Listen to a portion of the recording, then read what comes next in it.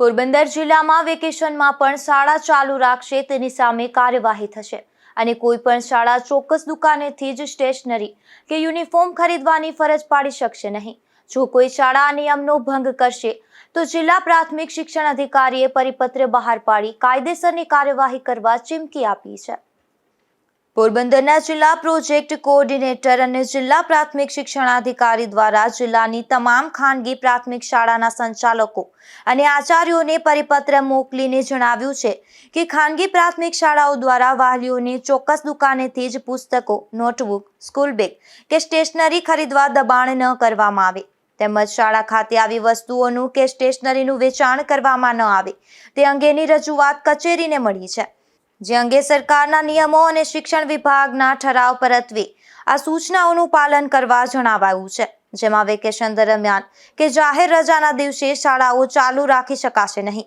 શાળાઓ દ્વારા વિદ્યાર્થીઓને ચોક્કસ દુકાનેથી જ ગણવેશ, પુસ્તકો, સ્ટેશનરી, લેખન સામગ્રી જેવી વિદ્યાર્થીઓને ઉપયોગી આનુષંગિક વસ્તુઓ ખરીદવા આગ્રહ કરી શકાશે નહીં। શાળામાં આવવા માટે શાળાએ નક્કી કરેલા વાહનમાં જ આવવા જવા માટે દબાણ કરી શકાશે નહીં। ગુજરાત સરકાર તથા ભારત સરકાર દ્વારા જ માન્ય પ્રાપ્ત અભ્યાસક્રમના માન્ય પાઠ્યપુસ્તકોનો ઉપયોગ કરવો જોઈએ। વધુમાં જણાવ્યું છે કે આ નિયમોનું ઉલ્લંઘન થતાં પ્રથમ પ્રસંગે ₹10,000 અને તે પછીની દરેક અનિયમિતતા દીઠ ₹25,000 દંડની જોગવાઈ છે અને સૂચના આપવા છતાં નિયમોના ભંગ બદલ શાળા સામે કાયદેસર નિયમ અનુસારની કાર્યવાહી કચેરી દ્વારા હાથ ધરવામાં આવશે, જેની નોંધ લેવા પણ જણાવ્યું છે। ખાનગી શાળાઓ ચોક્કસ દુકાને યુનિફોર્મને સ્ટેશનરી લેવાની ફરજ પાડે તેની શું કાર્યવાહી થાય?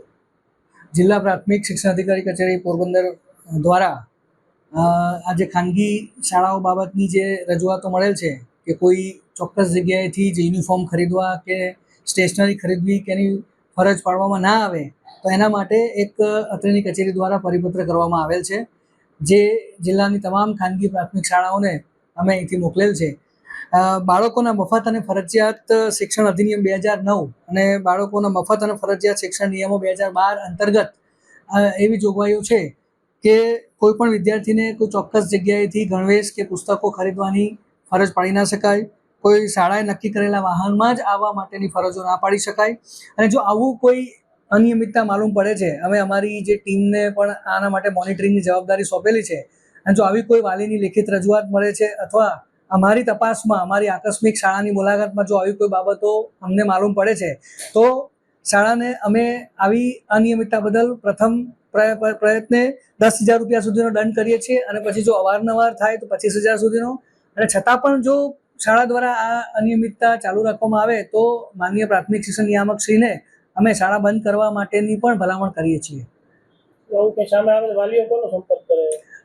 વાલીઓ આના માટે અમારી કચેરીનો, જિલ્લા પ્રાથમિક શિક્ષણાધિકારી કચેરીનો સંપર્ક કરી શકે છે, તાલુકા પ્રાથમિક શિક્ષણાધિકારી કચેરીનો પણ સંપર્ક કરી શકે છે।